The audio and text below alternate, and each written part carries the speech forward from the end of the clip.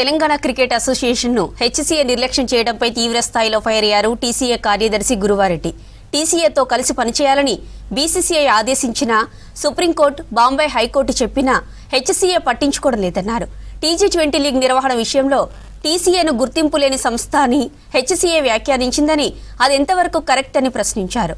HCA అక్రమాలపై TCA ఫిర్యాదులపైనే CID విచారణ చేసి నిందితులను అరెస్టు చేసిందని చెప్పారు. తెలంగాణ నుంచి కొన్నేళ్లుగా ఒక్క ప్లేయర్గా నేషనల్స్ కి సెలెక్ట్ కాలేదని, ఇది హెచ్సీఏ అవినీతికి నిదర్శనమని చెప్పారు గురువారెడ్డి. 12 సంవత్సరాల నుంచి వందల సార్లు ఉత్తరాలు, ఈమెయిల్లు, మీటింగ్లు, కోర్టు ఆర్డర్లు ఎన్ని జరిగినా కానీ హైదరాబాద్ క్రికెట్ అసోసియేషన్ సోయి లేకుండా పండుకున్నది. కొద్దిగా చలనం వచ్చినట్టు యాక్టింగ్ చేసుకుంటా మళ్ళీ అదే పాత పద్ధతిలో రియాక్ట్ అవుతున్నారు. ముందుగా 2 రోజుల క్రితం అనుకుంటా హెచ్సీఏ పేరు మీద ప్రెస్ రిలీజ్ అని ఒకటి వచ్చింది, వాట్సాప్లో సర్క్యులేట్ అయింది. దాన్ని బేస్ చేసుకొని మేము జాగ్రత్త హెచ్చరిస్తున్నాం, మీకు లోకస్ లేదు అంటే పేరు పెట్టలేదు. వాడు నా పేరు తెలంగాణ క్రికెట్ అసోసియేషన్ పేరు పెట్టినా, లేకుంటే వాడు హైదరాబాద్ క్రికెట్ అసోసియేషన్ లెటర్ మీద ఈ పలానా వ్యక్తి సెక్రటరీయో ప్రెసిడెంటో సంతకం పెట్టి ఆ ఉత్తరం రాసిన ఈ పార్టీకి క్రిమినల్ కంప్లైంట్ ఫైల్ చేస్తుంది.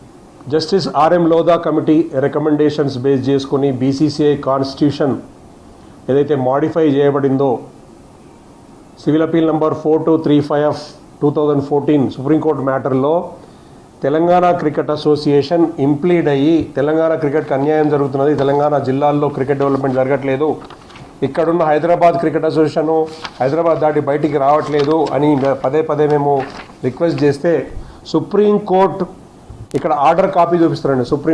బీసీసీఐ ఇచ్చిన ఆర్డర్ ఇది. అంటే సుప్రీంకోర్టు, హైకోర్టులన్నీ తిరిగి మేము అంతకుముందు కొన్ని సంవత్సరాల పాటు ఫీల్డ్ మీద పనిచేసి స్ట్రక్చర్ క్రియేట్ చేసుకొని తెలంగాణలో ఉనికి క్రియేట్ చేసుకుని మాకంటూ ఒక ఉనికి క్రియేట్ చేసుకొని బీసీసీఐ గుర్తింపు ఉత్తర పత్రమే ఇది.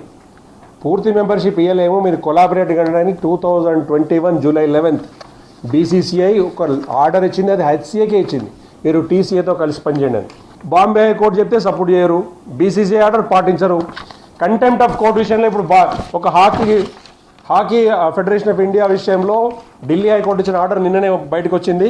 దానిలో ఉన్న విషయం ఏంటంటే సుప్రీంకోర్టు కానీ హైకోర్టు కానీ ఆయన ఆర్డర్ ఇస్తే దాన్ని పాటించకపోతే ఎవరు public authority, publicly accountable authority కానీ ఏదైనా ఆర్గనైజేషన్కి సంబంధించిన వాళ్ళు కానీ పబ్లిక్ సంబంధించిన వ్యవహారంలో ఇన్వాల్వ్మెంట్ ఉన్న ఐదర్ అసోసియేషన్ కానీ ఫెడరేషన్ కానీ సుప్రీంకోర్టు ఆర్డర్ కానీ హైకోర్టు ఆర్డర్ కానీ పాటించకపోతే కంటెంప్ట్ ఆఫ్ కోర్టు విషయంలో కేసు అవుతుంది, క్రిమినల్ కేసు అవుతుందని ఢిల్లీ హైకోర్టు చెప్పింది.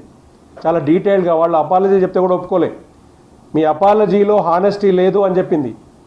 2011లో సుప్రీంకోర్టు, 2021లో జూలై 11న సుప్రీంకోర్టు, బాంబే హైకోర్టు ఇచ్చిన ఆర్డర్లు బేస్ చేసుకొని బీసీసీఐ ఇచ్చిన ఆర్డర్ను కంటెంప్ట్ చేసింది హెచ్సీఏ.